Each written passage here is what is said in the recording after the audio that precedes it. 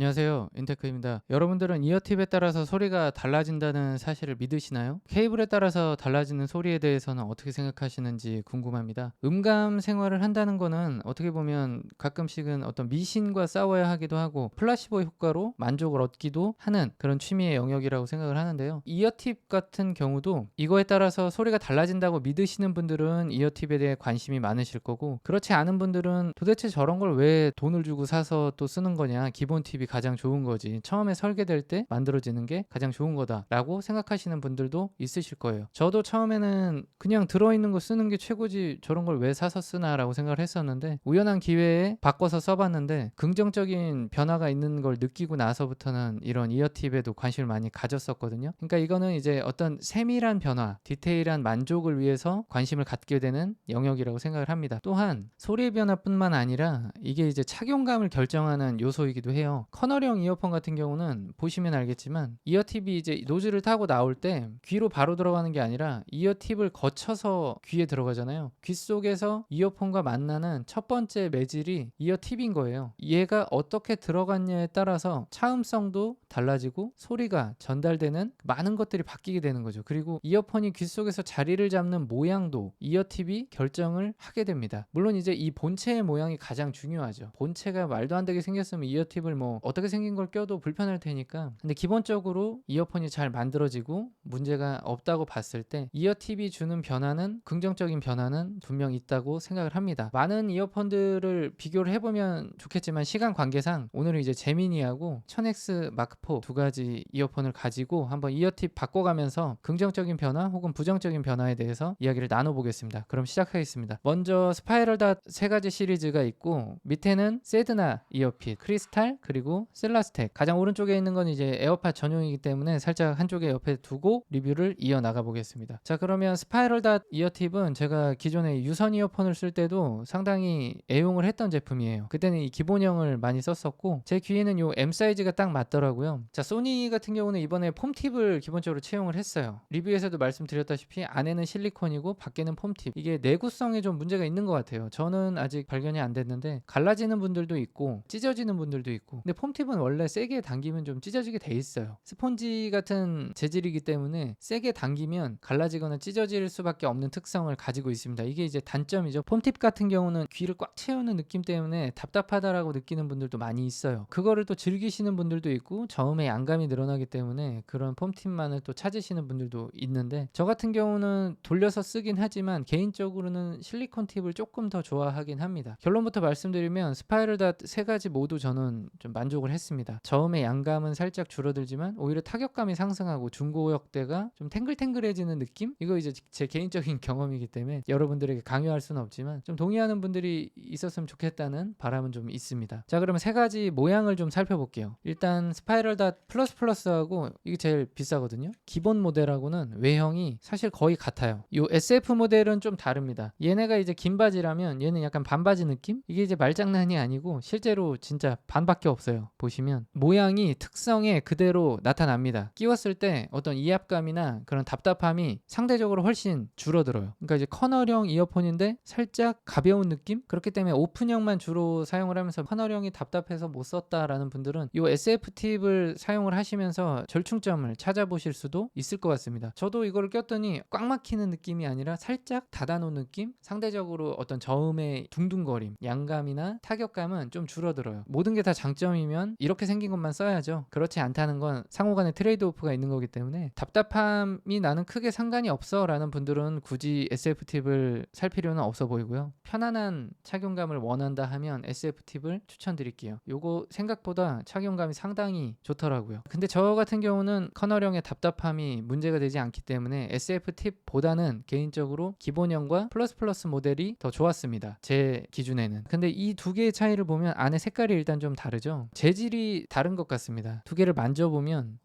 이 느낌적인 느낌일 수도 있는데 고정되는 느낌이 이 플러스 플러스 모델이 좀 더 고정력이 좋은 것 같아요. 스펙상으로도 뭐 새로운 재질을 사용했다라고 되어 있거든요. 이게 이제 읽고 봐서 그럴 수도 있는데 아주 약간 미세하게 요게 좀 더 깔끔한 느낌이 들어요. 근데 요거 플라시보일 수도 있을 것 같아서 제가 약간 조심스럽긴 한데, 가성비라고 따졌을 때는 당연히 그냥 스파이럴 닷을 쓰셔도 될 것 같고, 이어폰이 몇 개 되지 않아서 두 쌍 정도면 나는 충분히 된다라고 하시면 플러스도 한번 경험을 해보시는 것도 추천드릴게요. 자, 소니 같은 경우는 그래서 폼팁에서 실리콘으로 넘어오면서 저역의 양감은 줄어들지만 탱글탱글함이 살아나고 중고역이 좀 뭔가 좀 더 깔끔해지는 느낌? 그리고 착용감이 저는 많이 개선이 되는 게 끼우는데 크게 문제없이 잘 들어가고 뭐 쉽게 빠지거나 하지는 않습니다. 귀에 넣고 뺄 때 고정되어 있는 건 무리가 없고 충전이 잘 되는지도 한번 보시면 이쪽 네.